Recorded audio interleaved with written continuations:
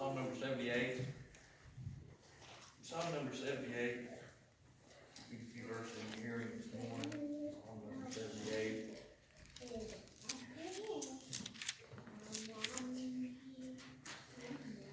Asaph here has penned down this psalm. You could look back in several of the psalms that Asaph has wrote. He's been discouraged. In Psalm 73, he got his eyes upon the world, and he looked at how they prospered and how God's children suffered, and he thought he'd cleansed himself and served God in vain. But we know this morning it's not never in vain to serve God, that his word never returns void, and it's always profitable. Amen. We might not always see the outcome or get the outcome we want, but God's got a plan this morning. But as he uses Asaph to pin down these things, he's dealing with the children of Israel and the things that they faced, and he's given many comparisons or typologies of the world then and the world today, and the church crowd for that matter, at that point in time.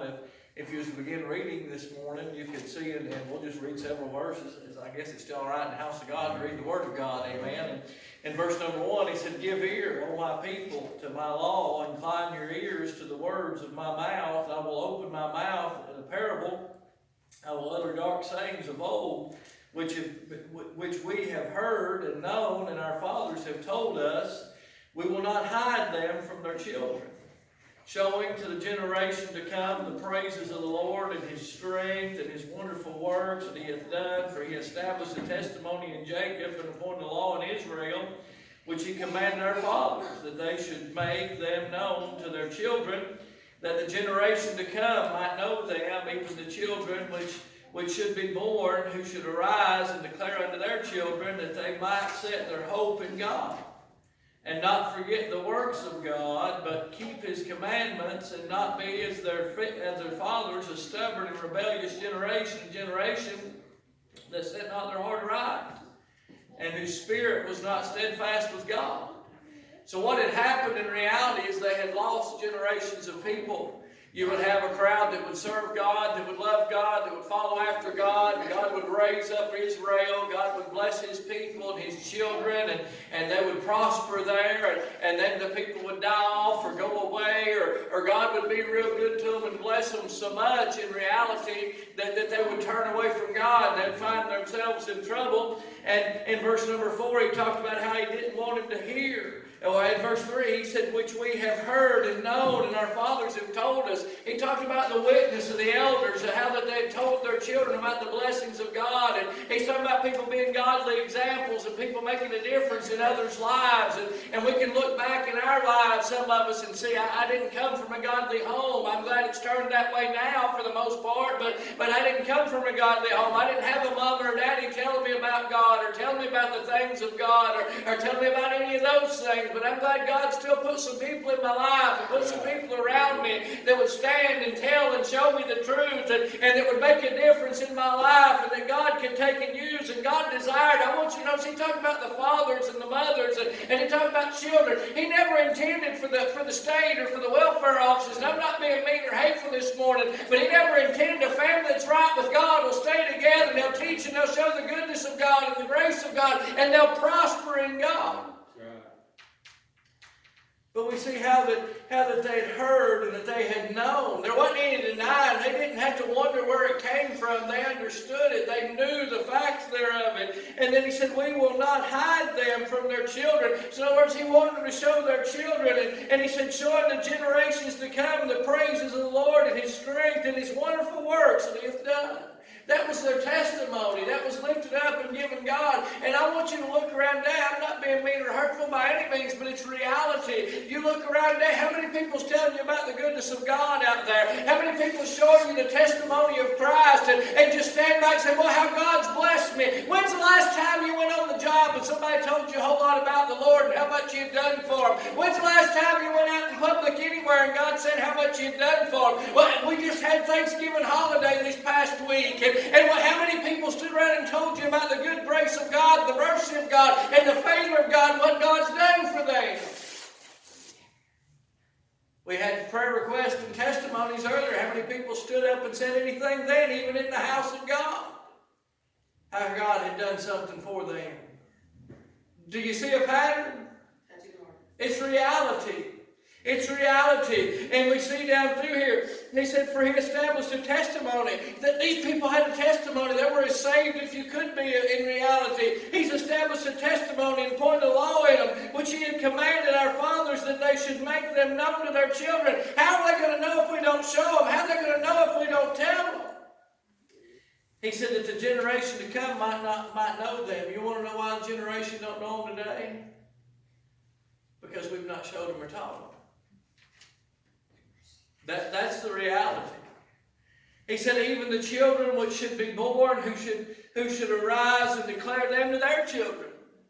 He said, so we ought to teach our children, and because we've instilled in our children, it will be taught to the next children, and be taught, and be taught, and be taught, and be taught, and be taught. Yet when Christ was crucified, and they brought him before Pilate there, they said, hey, let this be upon our children's children. And instead of being that we've accepted God, and God's blessed us, let it be known that we've denied God. And that's where the world's come to today. But we see all the things that God has done, and all the things that they've done. Notice in verse number 7, we see the plan and the point of the purpose. That they might set their hope in God. And forget not the works of God, but keep His commandments. You see what happens when we lose hope in God? We quit keeping commandments. You see what happens in reality when we forget the works of God? We quit keeping His commandments. We forget that He's holy. We forget that He's righteous. And we forget that He's a blessed, loving God. We forget all that He is. We quit doing the things that we ought to do. Little children get in trouble a lot of times because they think mom and daddy's looking and they don't know, and they forget who they are and what they are, and that mom and daddy's got ways of figuring things out, and then they get themselves in trouble. That's the way we've got as adults with God. But notice verse number 8, the reality. And might not be as their fathers, a stubborn and rebellious generation, a generation that set not their heart aright, and whose spirit was not steadfast with God. When we lose hope, we lose sight, and we forget who God is, and this, that, and the other, you know what happens? We become like we are today. We become stubborn. We become hard-hearted. We become rebellious. Why was they rebellious? Because there was a generation that's heart wasn't right with God. And their spirit wasn't steadfast with God. So when their heart didn't seek after Him, when their heart didn't serve Him, their spirit didn't line up with Him. That's where we are today. Everybody's saved. Everybody's going to heaven. Everybody's fine. You preach your guts out. You do all these things. We sit there like a calf looking at a new gate saying, I'm okay. I'm fine. Our world's going to hell in reality. Our families and our homes falling apart. If we don't get right with God right now, we'll probably never get right. That's what Asaph's writing this psalm about. That's what Asaph's dealing with. Everybody knew. We can sit here this morning and say, I'm fine, I'm okay, I'm good. You've got issues in your life. You've got sin in your life. You've got things in your heart and in your home that shouldn't be there. We became stubborn with it. I'll just hang on to it. I'll just deal with it. I'll just keep it. And it's getting us further and further away from reality. It's getting us further and further away from hope. It's getting our children, our families further and further away from God. And we're going to find ourselves in trouble. Preacher, what are you talking about? There's a battle coming. What do you mean there's a battle coming? Verse number 9, read it. The children of Ephraim being armed and carrying bows. Here they were, the leading tribe, the main part of the army. They were the first line of defense, if you will. They've got their bows. They've got everything they need for battle. Here it comes time. They've got them in their hand. They're ready to go. Hey, you think you're prepared this morning for a battle? You think you're prepared this morning for a storm? You think you're right with God enough that when trouble comes, what's going to happen? And carrying bows, turned back in the day of battle. The battle was there. Do you know what happened when battle would come at these point in times? If those men didn't battle, if those men didn't fight, they fell and they become into bondage. You know who else went into bondage? Their wives did, their children did, their families did. And they said, you know what happens when trouble comes in your life and you flee from it and don't deal with it? It puts your whole family in bondage this morning. It puts you in trouble this morning. We find ourselves in a bad, bad place. God had provided what they needed. They had the bows. God had put together an army. God had done everything He could do on His part. He had strengthened them. He had encouraged them. He had helped them. But I want you to notice when they took their hope from God, when they forgot the works of God, when they got away from His commandments, their hope failed. When their hope failed, their faith was right behind it. And now instead of being victorious in battle for Christ, now they're defeated and discouraged. And instead of pressing on, instead of fighting on, instead of standing for God, they're sitting there discouraged and defeated. They're sitting there, they're down and they're out. Here they had the greatest weapons at that point in time. They had everything that they needed, but when their courage failed, they retreated. Right in front of their foes, right in front of the ones that were trying to win.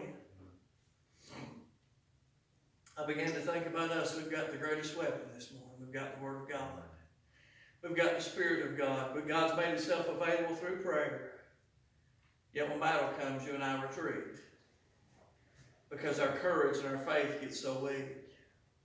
Notice verse number 10 this morning.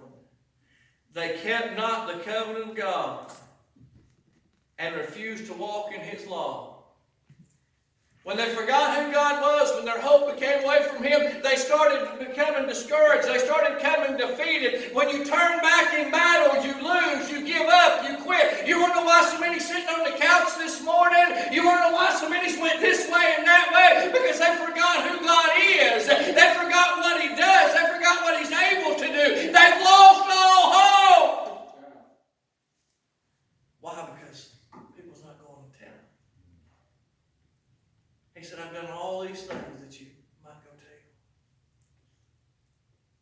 They kept not His covenant. I wonder about these people, how many vows that they'd made. I wonder how many times they'd made deals with God. God, if you'll do this, I'll do that. Lord, if you'll just help me with this, God, if you'll take care of this situation, God, if you'll take care of this circumstance, I'll do that right there. They've done all these things, but they kept not there. The thing is, they knew what was right. They knew. They kept not the covenant and refused to walk in His law. They refused to do it. It wasn't that they didn't know. It was simply that they would. I began to think, how many things do we know? The Bible says, for he that knoweth do good doth it not. To him it's seen.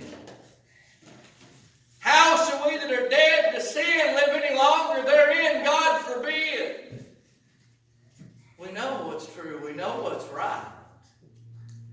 But I'm afraid the reality is we've become like this generation here. We became like these people here. We've hardened our hearts. We've become stubborn. We've become stubborn. Verse number 11. The Bible said, and forgot His works and His wonders that He had showed them. You ever know some people start hardening their heart and they get away from church and they get away from God and they get away from this? It's all misery. It's all about them. It's all about what I've done and all about who I am. And they look back at their time with God, at their time with the church and whatever, and I just wasted that time and I done this and they've hardened their heart. Why? Because they forgot who God was. They forgot what God does, and they forgot about the blessings. And now they've put themselves in the shade. They, in the midst of battle, forgot the reason they were battling. They forgot His wonderful works. How that He had brought them out of the bondage and that He promised them Canaan land. We today, in the midst of our trials, forget who He is. We forget that He's saved us. We forget that He's sealed us. We forget that He's protected us. We forget that He's helping us. And many times we forget about the blessings and we grow weary of well-doing and then we faint.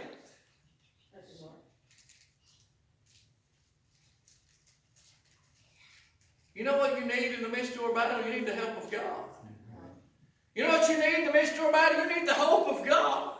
You need the encouragement of God. Just the songwriter said, there's joy in knowing that you're with me. We can forget about the promises of God and the presence of God and the peace of God and the power of God when we lose hope in God. Man with hope in this life alone is of all men most miserable. That's the reason we're stubborn. That's the reason we're rebellious. We put our hope in anything else. Hey, I put my hope in Jesus' blood and His righteousness. That's the only place to put it. And forgot His works.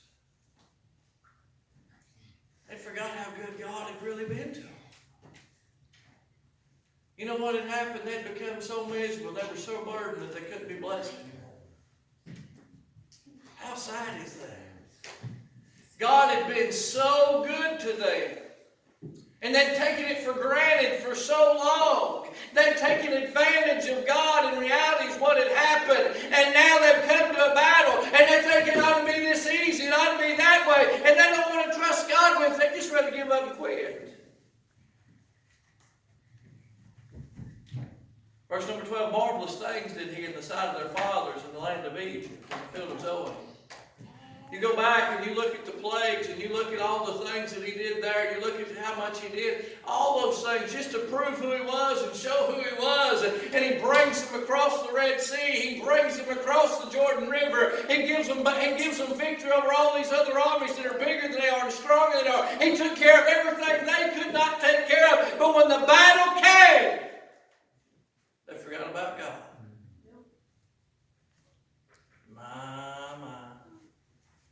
Verse 13, the Bible said he divided the sea and caused them to pass through, and he made the waters to stand as a heap. I've told you about that before. That would just amaze the fool out of me. I stood there and drowned. To see that river flowing out of her banks like never before, and see all those things going on, and God would just put his hand up against his nostril and let out a little burst of air, and water be piled up on both sides, and these men walked across on dry ground, and I believe that the water was just standing there tight like a glass window, and I believe the same fish was still swimming by, and everything was going. I'd just been amazed. It'd been like going through the aquarium up there in Gatlinburg or something, just walking through, and you stand dry and water all around you.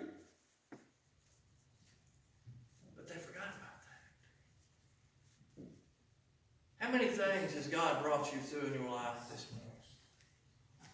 How many things has God done for you? Sure, it's hurt. Sure, it's been bad. Sure, it's been sad. Sure, it's defeated us and it's took away. But when God showed up and God showed out, how many things has he blessed you with this morning? We're sitting there surrounded by blessings this morning in the midst of our burden.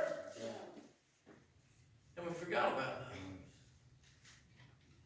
What's the old saying? You don't know a good thing till it's gone.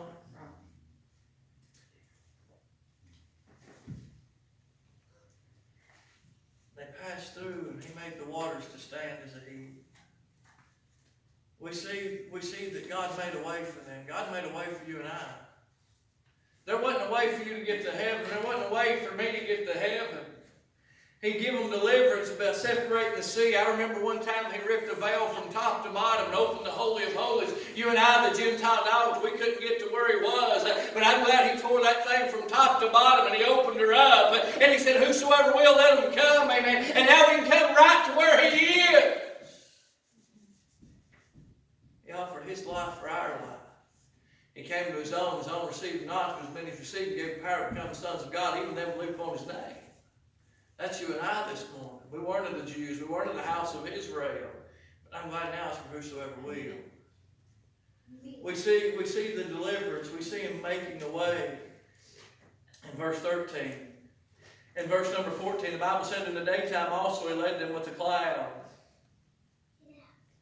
And all the night with a light of fire. There's times it gets so hot that you can't stand it today. Of course, I don't know what it does for Danny. It does for everybody else. But then you're thankful, a 100-degree day or whatever, standing there on that asphalt and burning up, and a cloud would come passing over, and it brings comfort. It cools it down. It makes it bearable for you. Right. And I've said it many times, he makes the good times better, but he makes the bad times bearable, amen. He makes a way for you to get through it. And that's what he did there, is they're walking across this hot desert sand, and they're burning up, and they're starting to go into heat stroke, and they're starting to have all these issues. God would bring by a cloud, and God would bring by a place of comfort. God would put a field of grace as he put green grass in the midst of a desert. And I'm glad he does that in your life and my life, yet we forgot about God. We see not only does he bring the cloud there in the daytime, but how that he brings a fire and light in the midst of night. We've talked before in another psalm, I think, way back when, about nighttime And you read there at nighttime, you read about lunar eclipses and these things. And it talks about darkness and talks about utter darkness. That desert got cold at night, they claim. After it gets so hot during the day and that thing cools down, no sun there at night, they claim it gets extremely cold and the winds and all those things come and all the animals come out and things of that nature. You're in complete utter darkness. I don't know about you, but there's a lot of adults that still scared of the dark, amen. But he would bring light to comfort them and help them, to warm them, to encourage them, to do all those things for them. But it also protected their mind. That word lunar, the word lunatic comes from it. A lot of people go crazy because they stay in the dark for so long. So he would bring a light to help them. Preacher, what are you saying? I'm saying he's a light in the midst of our night, amen. Yeah. And he's faithful to help us when darkness comes. When the storms of life, when the fires of life, when those fiery tests and fiery trials get so strong that you and I can't stand them, he's got a way to cool them down. When the darkness comes, when the cold times come, when all that comes, he's got a way when the darkness comes, amen. He's got a way about making a light for you and I. Verse 15, the Bible said he clave the rocks in the wilderness and gave them drink out of the great deeps. My. He clave the rock. We see the provision of God, not only the protection, not only the peace, not only the comfort. In the midst of the wilderness, he gave them water. He provided for them. He took care of them. They didn't have anything. They didn't have any way to get water. And God said, I can take nothing and make something out of it. Isn't that what he's done with our lives? And that he's done what he's done with our hearts and our homes, but he provided for that, and I'm glad he provides for you and I. When we see no way and say there ain't any way, God provides our every need. But yet we still turn back. Verse 16. He brought streams also out of the rock and caused waters to run down like rivers. Could you imagine that? Moses took that rod and he smote that rock and the rock split from the rod and water come out of it. And it wasn't just a drip of water, it wasn't just a little bit of water, but I want you to notice what he said. He brought streams also out of the rock and caused waters to run down like rivers. We see an abundant supply in Christ Jesus this morning. He's got more than you need. He's faithful and able to give you exactly what you need and an exceeding amount. Amen.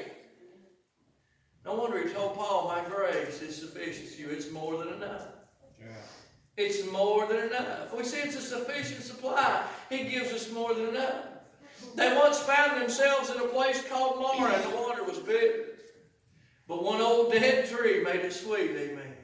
We were once lost and headed to hell, and our lives was bitter. But I'm glad one old tree on Calvary made everything bitter, made everything sweet. I'm glad God's faithful to help us, amen. He's more than enough. Verse 17.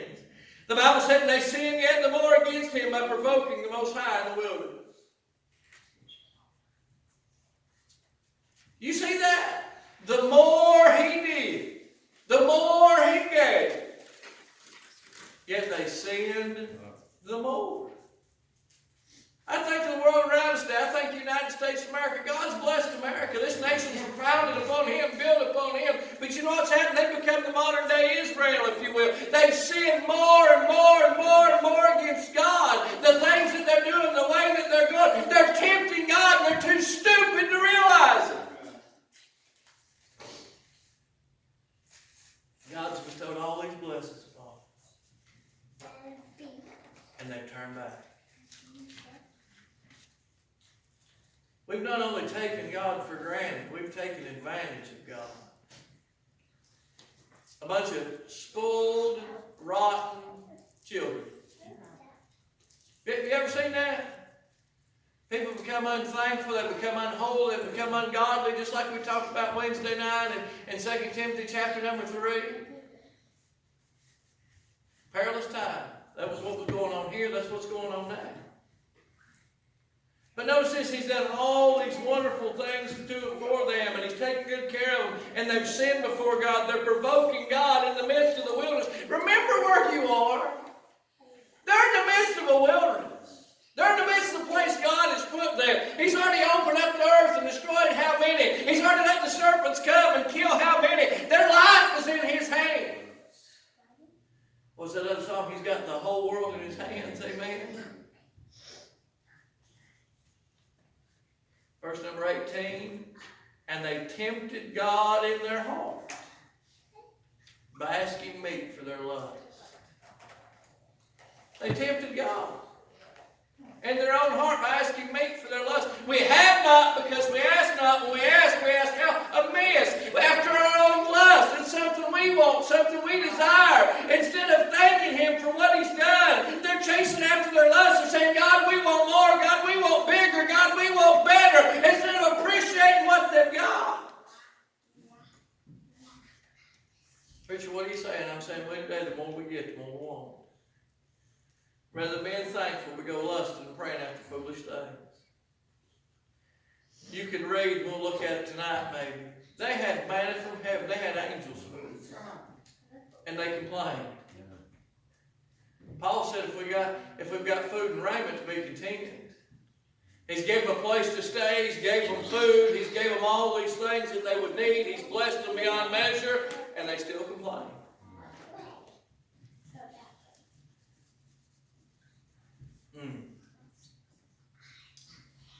Instead of being content with the heavenly things and the godly things that is our worldly and earthly things. And they murmur and complain. I began to think that's when their trouble comes. When they started desiring things of the world and things of this life and they put them in place of God. And now instead of thanking God and serving God and worshiping God, I want you to notice verse number 19. They began questioning God. Yea, they spake against God. They spake against Him instead of speaking for Him. The help, the hope, the healing, the peace, the power, the presence. Instead of speaking for Him, they spake against Him. They said, can God? Can God furnish a table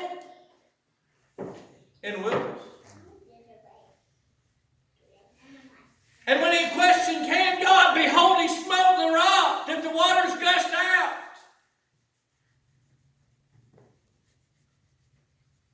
He was angry. He was mad. He was questioning God. Said, can God take care of me? Can God do this? Can God do that? When they forgot who God was, they began to question God. I guarantee you can ask them and say, hey, we're the children of Israel. We're servants of God. We're members of this church. We've been baptized. We've been saved. But instead of testifying of God, of His goodness, His grace, and His mercy, we spend more time questioning God. After all that God had done for them, they questioned Him. He delivered them from bondage, and they questioned Him. He had led them and guided them and directed them and took good care of them. The cloud by day, the fire by night. He'd supplied their every need, and they questioned Him. They said, can God? Can God do this? Can God do that? Can God? Can God? Is He able? Is He faithful? I said, preacher, that's crazy.